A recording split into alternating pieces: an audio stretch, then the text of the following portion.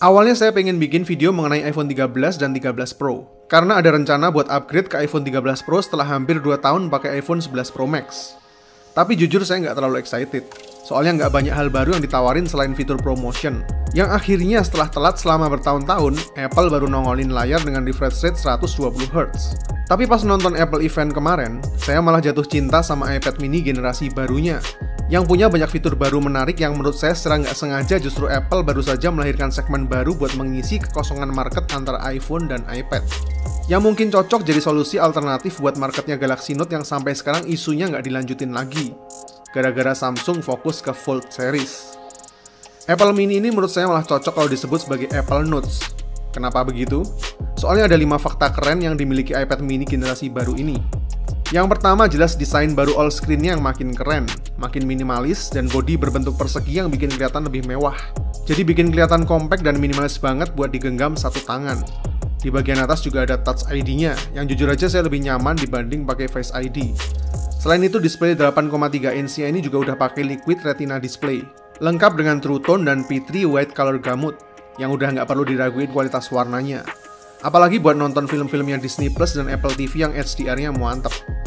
Selain itu, warna-warna barunya ini juga unyu-unyu, Space Gray, Starlight, dan 2 warna imut yaitu Pink and Purple.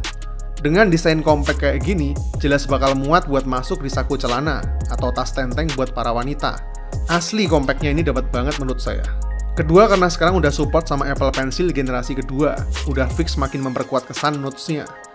Dengan size ala Notes plus Apple Pencil yang bisa nempel di bagian sisinya, dan punya fungsi buat charging persis yang ada di iPad Air atau iPad Pro.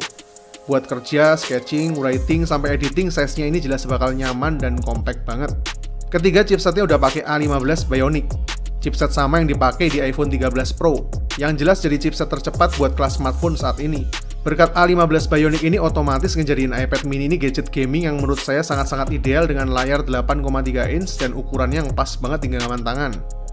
Selain itu udah pakai stereo speaker juga, dan bisa langsung dikantongin kemana-mana.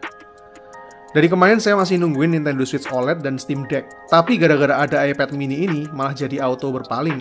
Apalagi iPad mini ini cocok buat kerja, nggak cuma buat gaming platform. Selain itu, chipset A15 Bionic ini jelas lebih dari cukup kalau buat editing pakai LumaFusion. Jadi buat kerja oke, buat gaming oke, dan size-nya ini jelas nyaman kalau buat browsing atau nonton film. Ditambah udah pakai iPad OS 15 juga yang enak banget buat multitasking. Dan tahu sendiri, bakal sejauh apa possibilities ribuan aplikasi produktif yang ada di library iPad OS ini. Keempat, konektivitasnya yang sekarang udah pakai USB Type-C. Jelas auto ningkatin banget produktivitas soalnya jadi bisa connect ke banyak device. Misalnya buat kopas file-file dari mirrorless, gadget atau aksesoris-aksesoris lainnya.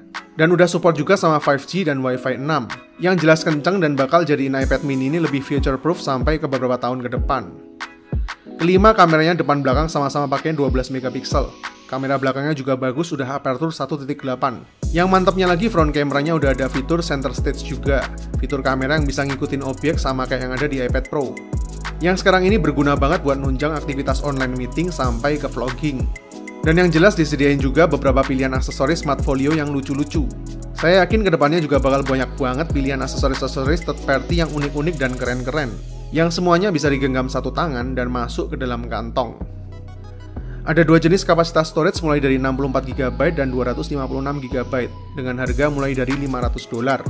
Dengan jeruan chipset Bionic A15 yang bisa dibilang chipset terkenceng kalau di-compare sama smartphone manapun saat ini, harga segini menurut saya udah termasuk sangat-sangat reasonable. Khususnya dengan semua posibilitas yang disediain sama iPad OS 15 dan Apple Pencil-nya ini. Compact, minimalis, unyu, produktif, dan kenceng. Kurang apa coba kalau buat yang suka segmen di lini Notes. Harusnya ini produk cocoknya dinamain Apple Notes, yang jelas lebih pas buat ngisi kekosongan market antara iPhone dan iPad. Kayaknya bakal menarik kalau pakai iPhone buat kamera dan komunikasinya, dikombinasiin sama iPad mini ini buat editing ringan, browsing, nonton Netflix, dan gaming. Soalnya dari dulu ragu-ragu buat beli iPad soalnya kegedean dan lebih cocok nongkrong di rumah aja. Fix, saya jelas beli. Mungkin yang warna pink sekalian biar makin unyu dan imut.